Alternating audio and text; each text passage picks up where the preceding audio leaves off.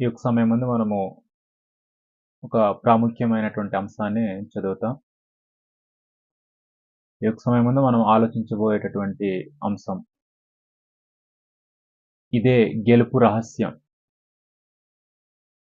ఈ యొక్క సమయం ముందు మనము ఈ యొక్క అంశంతో చదువుతాం. ఇదే గెలుపు రహస్యం అనే యొక్క అంశాన్ని మనము చదువుతాం. దేవునికి లోబడిన వాడు, విశ్వాసంతో ఎదిరించిన వాడు శత్రువును గెలుస్తాడు.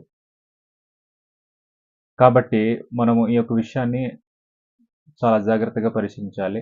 యాకోబు పత్రిక 4:7 కాబట్టి దేవునికి లోబడి ఉండండి, అపవాదిని ఎదిరించండి అనే ఒక విషయాన్ని మనము ఆ యొక్క వచనాల్లో చదువుతూ ఉంటాం. కాబట్టి దేవునికి లోబడి ఉండుడి, అపవాదిని ఎదిరించుడి, అప్పుడు వాడు మీ యుద్ధ నుండి పారిపోవును అనే ఒక మాటను మనం చదువుతాం.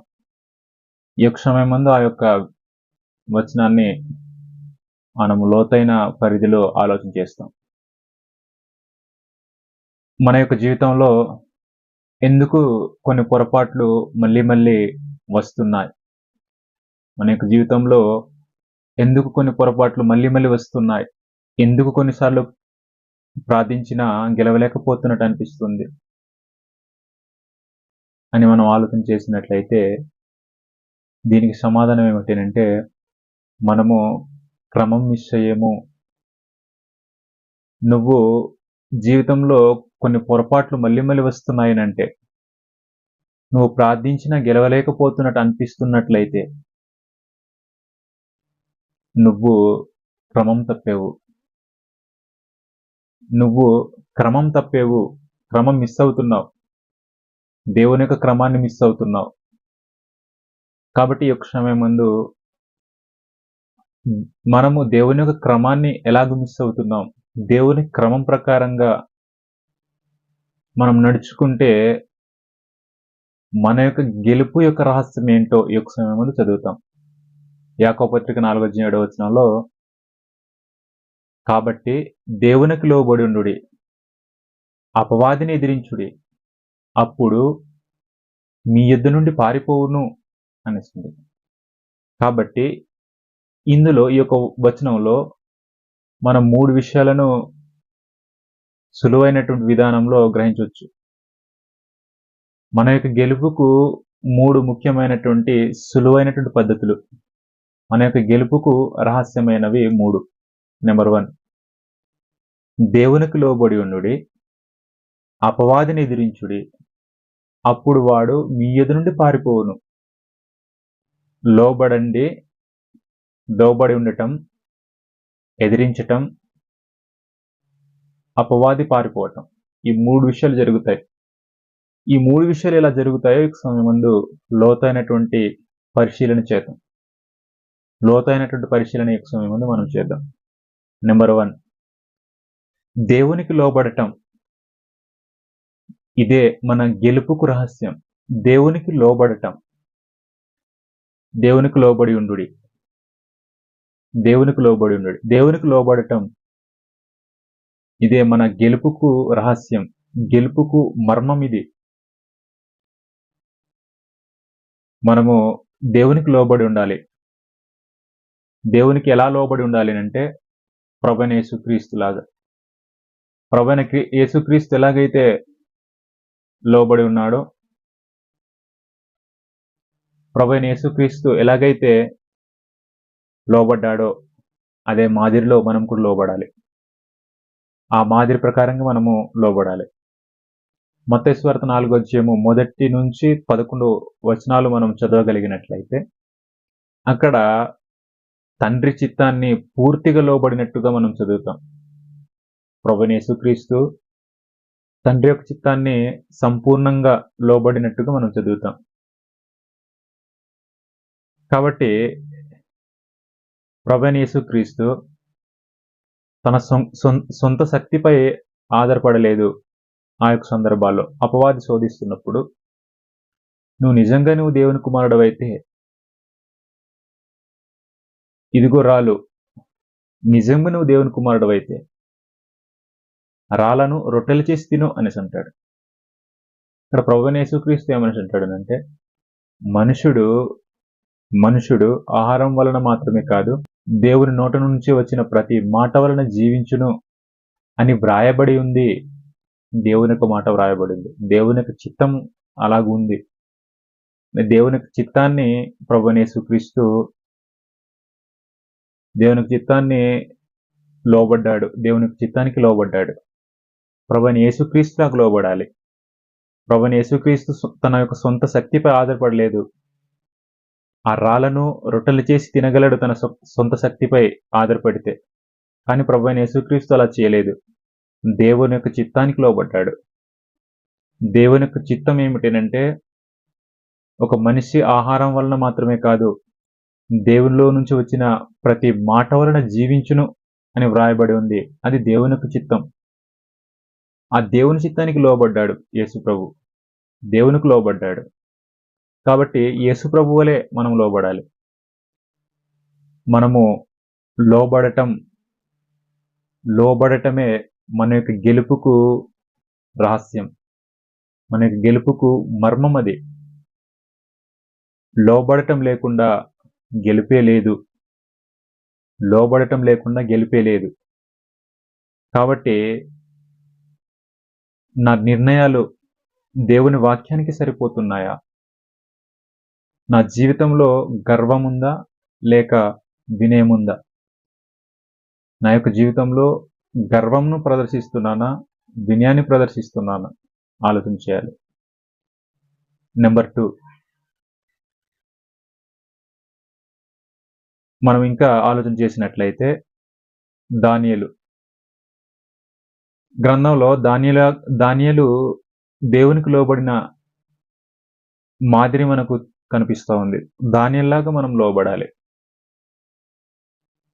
దానియేలు ఎలాగ లోబడ్డాడో మనం ఆలోచన చేసినట్లయితే నిర్గమకాండం 20 అధ్యాయంలో మొట్టమొదటి ఆజ్ఞ ఏదేనంటే, నేను తప్ప వేరొక దేవుడు మీకుండకూడదు.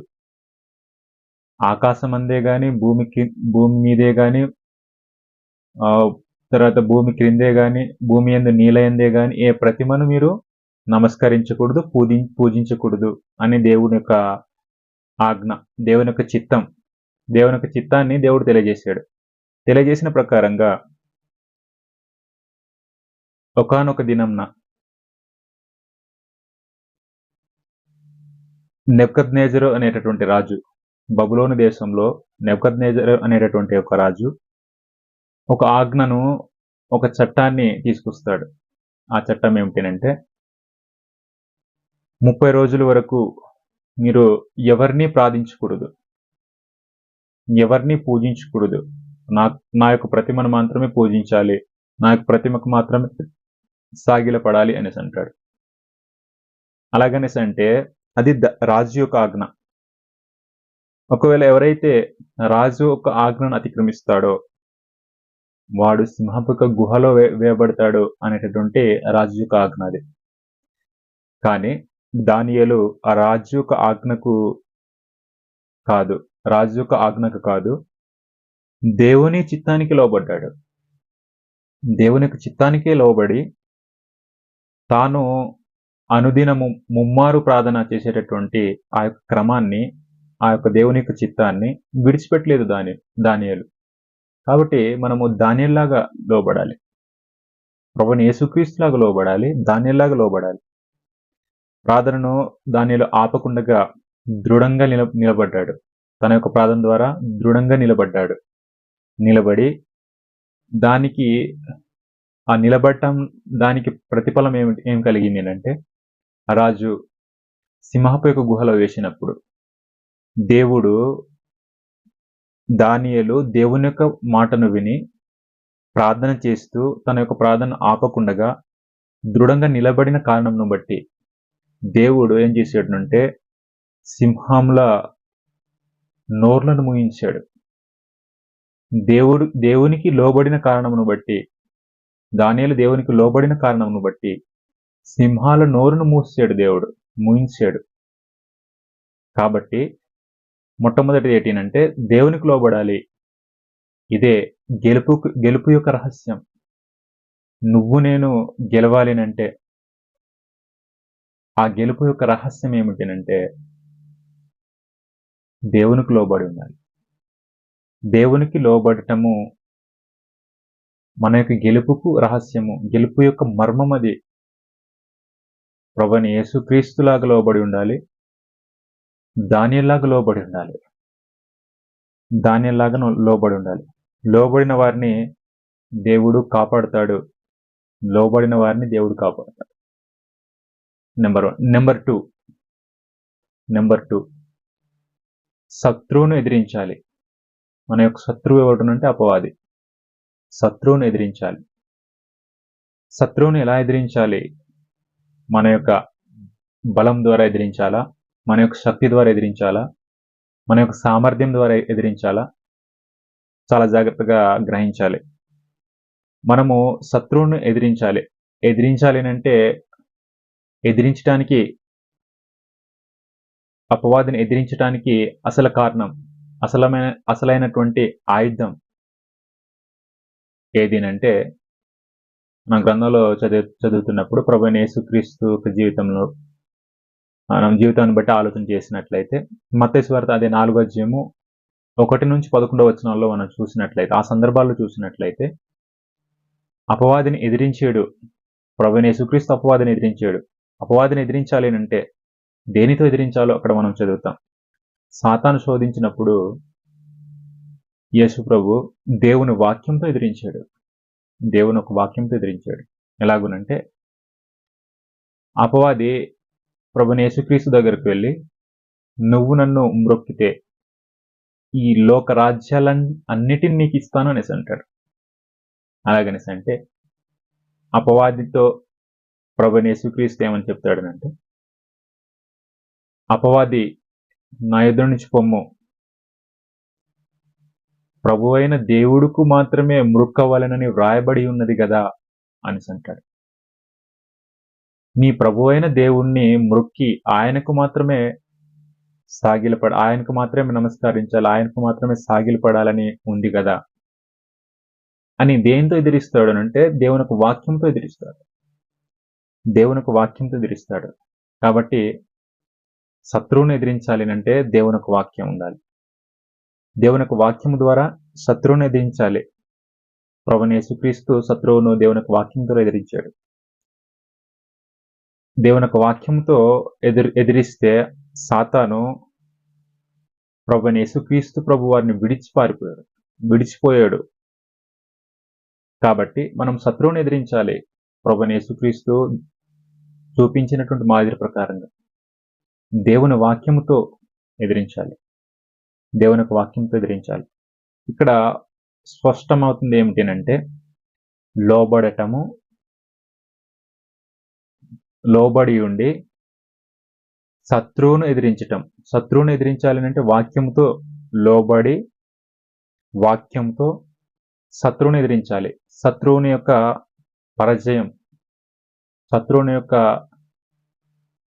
పరాజయం అన్నది దేనిలో కలుగుతుంది అంటే లోబడటం, వాక్యముతో శత్రువును ఎదిరించినట్లయితే అతని యొక్క పరాజయం అనేది వస్తుంది.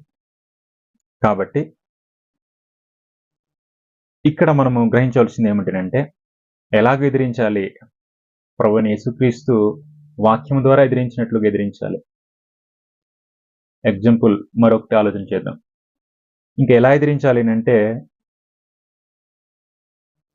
మోషే ఫరోను ఎదిరించినట్లుగా ఎదిరించాలి. మోషే ఫరోను ఎదిరించినట్లుగా ఎదిరించాలి. మోషే దేవుని ఆజ్ఞలకు లోబడ్డాడు. ఫరోకు ఎదురుగా నిలబడ్డాడు. వాస్తవానికి దేవునికి ఆజ్ఞకు లోబడక ముందు రాజు తనను చంపేస్తాడు అనేటటువంటి భావంతో తాను ఐగుప్తు దేశాన్ని విడిచి పారిపోతాడు. కానీ దేవునికి చిత్తానికి లోబడినప్పుడు ఫరోకు ఎదురుగా నిలబడతాడు. ఫరోకు ఎదురుగా నిలబడి ఫరోను ఎదిరిస్తాడు. దానికి ఫలితం ఫరోను ఎదిరిస్తే దాని యొక్క ఫలితం ఇశ్రాయేలు ప్రజలకు విముక్తి పొందింది. ఆ బానిసత్వం నుంచి విడుదలనేది పొందింది. విడుదలనేది వారు పొందడం జరిగింది. కాబట్టి దేవుని యొక్క పిలుపుకు లోబడితే శత్రువుల యొక్క బంధకముల నుంచి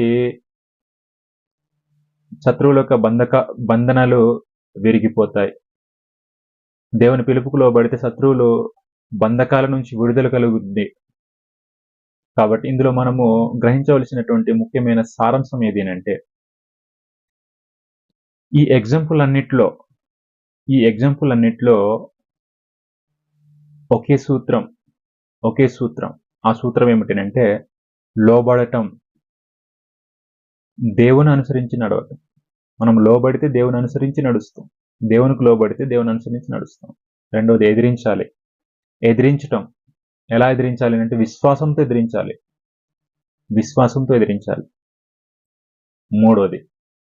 మూడో సూత్రం విజయం. మనము విజయం పొందితే శత్రువు పారిపోతాడు. లోబడితే దేవుని అనుసరిస్తాం, ఎదిరిస్తే విశ్వాసంతో నిలబడతాం. విజయం పొందితే శత్రువు పారిపోతాడు.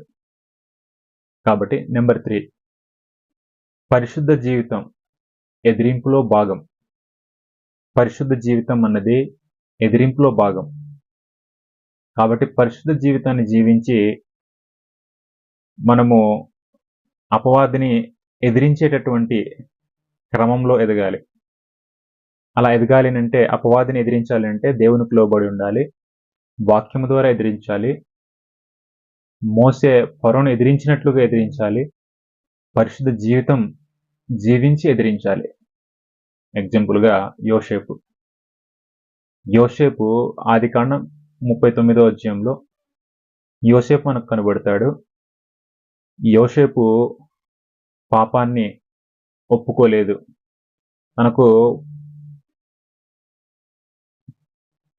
యోసేపు పాపాన్ని ఎదిరించినటువంటి జీవితం, పాపాన్ని ఎదిరించి పరిశుద్ధ జీవితాన్ని జీవించాడు. అందరికీ తెలిసినటువంటి విషయమే. తన యొక్క యజమానుని యొక్క భార్య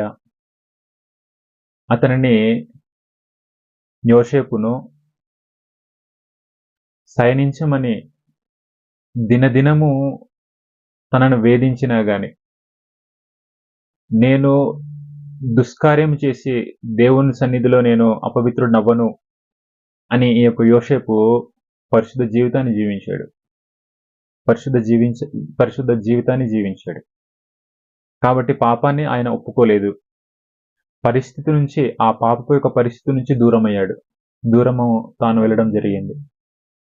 కాబట్టి పాపం నుండి పారిపోవడం, శత్రువుని ఎదిరించడం. పాపం నుంచి మనం పారిపోతే శత్రువు ఎదిరింపబడతాడు. శత్రువుని ఎదిరించాలంటే పాపం నుంచి మనం పారిపోవాలి. పాపం నుంచి పారిపోయిన వాడు శత్రువుని ఎదిరిస్తాడు. కాబట్టి మనం గ్రహించవలసింది ఏమిటంటే, నా జీవితంలో దూరం పెట్టవలసిన విషయాలు ఏవి? నేను కాంప్రమైజ్ అవుతున్నది ఏది? నేను కాంప్రమైజ్ అవుతున్నానా? నా జీవితంలో దూరం పెట్టవలసిన విషయాలు ఏవి? ఆలోచన చేయాలి. నెంబర్ 4, దేవుని రక్షణ అలాగే ఫలితం. దేవుని రక్షణ అలాగే ఫలితం. మనము ఎగ్జాంపుల్గా దానియేలు గురించి మనం చదువుకున్నాం.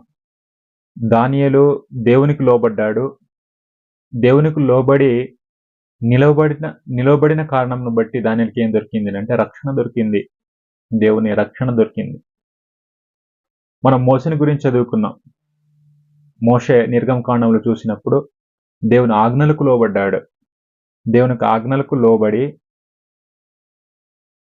ఇశ్రాయేలు ప్రజలను దాస్యంలో నుంచి విముక్తి కలిగించాడు.